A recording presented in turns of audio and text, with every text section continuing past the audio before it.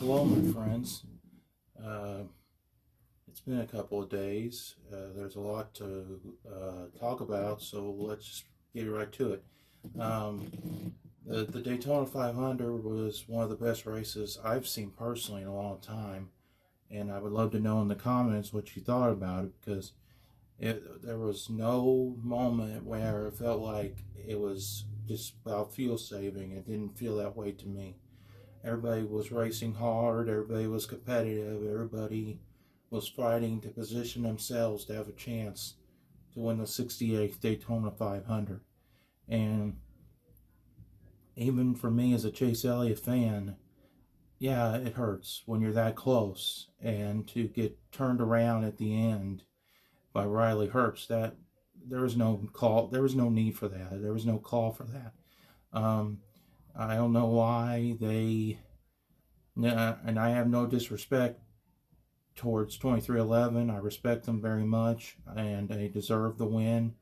Tyler Reddick, like Chase, kept his car clean for the most part all day. He had one little minor scrape early on in that first yellow when he was out back, but he kept it clean for the most part of the day, and he was there at the end. He had a chance, and that's all you ever ask in the Daytona 500.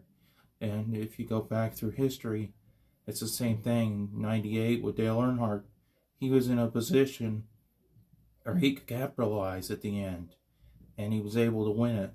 When the wrecks started happening at the end, and with the rules back then, you didn't, if the caution come out with very few laps to go and they couldn't get it green again, if you were leading, you won it, because that's just how the rules were. Which brings me to my opinion of this video.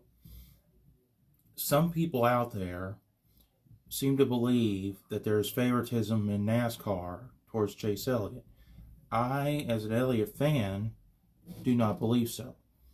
There are many races where there was a caution late under these rules, where if the yellow came out within so much distance at the end, knowing there's danger around the other cars, usually they call the yellow and just come back to the line. The white was out at that point.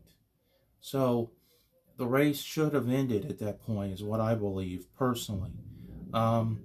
With the white flag out, Chase had the lead. The caution, the wreck happened with Hocevar. At that point, the field should have been froze and the race ended.